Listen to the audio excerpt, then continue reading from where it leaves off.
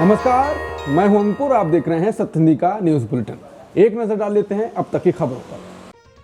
Chabahar port पर अब बोला भारत, बोला अमेरिका ईरान के साथ लगातार बातचीत। चाबहार पोर्ट से बाहर निकला भारत, ये आई रिपोर्ट। मोदी फिर ट्रंप के आगे सरेंडर, आरोप है कांग्रेस का। भारत ने साफ किया है कि वो ईरान के दक्षिण पूर्वी इलाके में स्थित चाबहार बंदरगाह के संचालन को लेकर अमेरिका और ईरान दोनों के साथ लगातार बातचीत कर रहा है। शुक्रवार 16 जनवरी को अधिकारियों ने कहा कि हाल की मीडिया रिपोर्टों में दावा किया गया था कि नए अमेरिकी प्रतिबंधों के बाद भारत चाबहार से अपना काम समेट रहा है, लेकिन हकीकत यह है कि बातचीत अभी जारी है। 12 जनवरी को अमेरिकी राष्ट्रपति ट्रंप ने नए टैरिफ की घोषणा करते हुए कहा था कि जो भी देश अमेरिका के साथ व्यापार करना चाहता है और साथ ही ईरान से भी व्यापारिक रिश्ते रखेगा, उस पर 25% अतिरिक्त टैरिफ लगाया जाएगा। इसके बाद भारत ईरान रिश्तों पर दबाव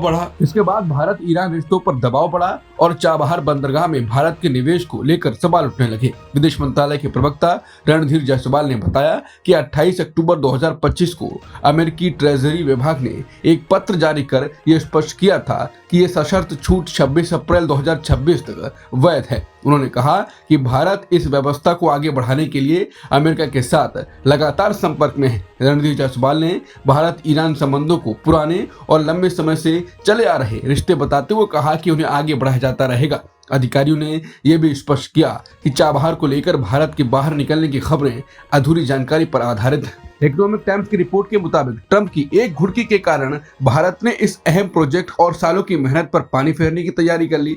खबर है कि भारत अब चाबहार पोर्ट से लगभग बाहर हो चुका है। ट्रंप ने धमकी दी कि ईरान से हाथ मिलाया तो 25% टैरिफ लगेगा।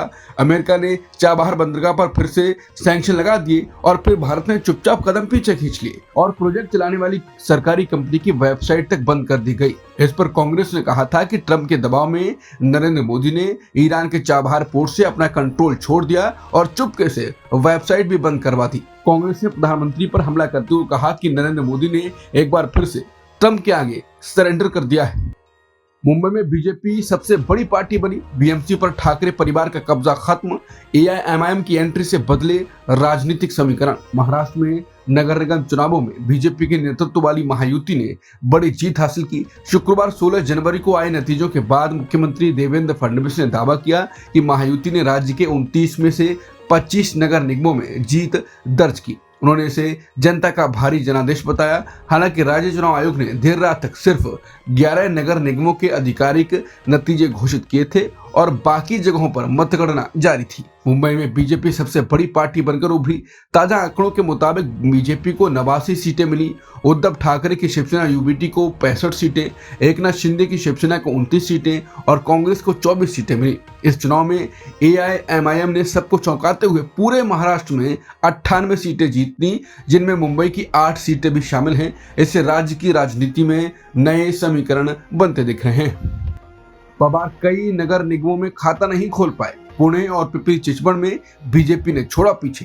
कांग्रेस बोली बीजेपी फर्जी वोटिंग, पैसे बांटकर जीती। 25 साल बाद पहली बार ठाकरे परिवार का देश के सबसे अमीर नगर निगम बीएमसी पर नियंत्रण खत्म हो गया। शरद पवार की पार्टी एनसीपी एसपी कई नगर निगमों में खाता तक नहीं खोल पाई। हालांकि भिवंडी निजामपुर में पार्टी को 12 सीटें मिली। वहीं अजित पवार की एनसीपी को भी बड़ा नुकसान हुआ है।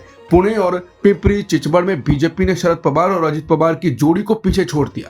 कांग्रेस को भी कई जगहों पर करारी हार का सामना करना पड़ा। पार्टी ने दावा किया है कि उसने कुल 2869 सीटों में से करीब 350 सीटें जीती हैं और 5 शहरों में मेयर पद हासिल किया। कांग्रेस ने आरोप लगाया कि बीजेपी ने फर्जी वोटिंग और पैसे बांटकर जीत हासिल की है। अंकिता भंडारी को न्याय दिलाने के लिए महापंचायत देहरादून में 8 फरवरी को आयोजित की जाएगी। देहरादून में 8 फरवरी 2026 को अंकिता भंडारी को न्याय दिलाने की मांग को लेकर एक महापंचायत आयोजित की जाएगी। ये आयोजन विभिन्न संगठनों के संयुक्त मंच अंकिता न्याय यात्रा संयुक्त संघर्ष समिति के बैनर तले किया जा रहा है। जिला न्यायालय परिसर स्थित शहीद स्मारक में हुई बैठक में हत्याकांड में कथित वीआईपी लोगों की भूमिका उजागर करने और उन्हें संरक्षण देने वालों पर कार्रवाई की मांग की गई है। महिला मंच की संयोजक कमला पंत ने कहा कि जब तक मांगे पूरी नहीं होंगी आंदोलन जारी रहेगा। उन्होंने आरोप लगाया कि सरकार ने केवल सीबीआई जांच की अनुमति दी, जबकि परिजन सुप्रीम कोर्ट के न्यायाधीश की निगरानी में जांच चाहते थे। अल-फलाह यूनिवर्सिटी के चेयरमैन के खिलाफ चार्जशीट, ईडी ने 139 करोड़ रुपए की संपत्ति अटैच की। ईडी ने फरीदाबाद की अल-फलाह यूनिवर्सिटी के चेयरमैन जवाद अहमद सिद्दीकी और उनके परिवार द्वारा चलाए जा रहे अल-फलाह चैरिटेबल ट्रस्ट के खिलाफ मनी लॉन्ड्रिंग मामले में चार्जशीट दायर की। यह मामला 10 नवंबर को दिल्ली के लाल किले के पास हुए आतंकी हमले से जुड़ा है। ईडी ने पीएमएलए के तहत अल-फलाह कैंपस की 54 एकड़ जमीन समेत करीब 139 करोड़ रुपए की संपत्ति अटैच की। एजेंसी ने बताया कि सिद्दीकी को 18 नवंबर को गिरफ्तार किया गया था और जांच में सामने आया है कि यूनिवर्सिटी ने कथित तौर पर फर्जी दावों के जरिए छात्रों से करीब 415 करोड़ रुपए की अवैध कमाई की। जांच में परिवार से जुड़ी फर्मों को निर्माण और कैटरिंग के ठेके देने, चैरिटेबल फंड के दुरुपयोग और विदेशों से जुड़े लेन देन के सबूत भी मिले। बता दें, इस केस की आतंकवाद के एंगल से एनआईए अलग से जांच कर रही है। मचाडो ने ट्रंप को दिया अपना नोबेल मेडल। ट्रंप ने मेडल कर लिया स्वीकार। वेनेजुएला की विपक्षी नेता मारिया कोरिना मचाडो ने व्हाइट हाउस में मुलाकात के दौरान अमेरिका की राष्ट्रपति डोनाल्ड ट्रंप को अपना नोबेल शांति पुरस्कार का मेडल भेंट किया। ट्रंप ने सोशल मीडिया पर इसकी पुष्टि करते हुए कहा, ये उनके काम के लिए सम्मान का प्रतीक है। मचाडो ने बताया, ये तोहफा वेनेजुएला के लोगों की आज़ादी के लिए ट्रंप की कोशिशों की सराहना में दिया गया है। हालांकि नोबेल संस्थान ने साफ किया है कि पुरस्कार ट्रांसफर नहीं किया जा सकता। ये दोनों की पहली व्यक्तिगत मुलाकात थी जो 1 घंटे से ज्यादा चली। इसके बाद मचाडो ने कई अमेरिकी सीनेटरों से भी मुलाकात की। ट्रंप ने कहा कि फिलहाल मचाडो के पास देश का नेतृत्व करने के लिए पर्याप्त समर्थन नहीं है।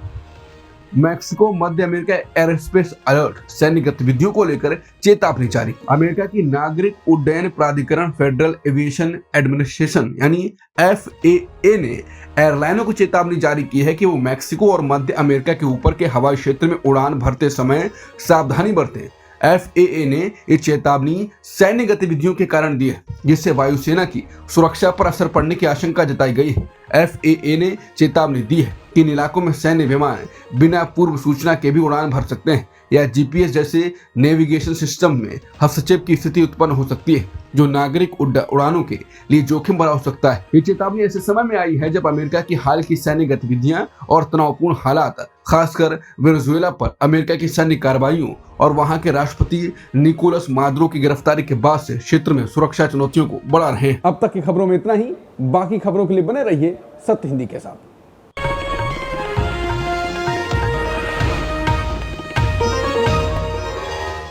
Copyright disclaimer under Section 107 of the Copyright Act 1976. Allowance is made for fair use for purposes such as criticism, comment, news reporting, scholarship, and research.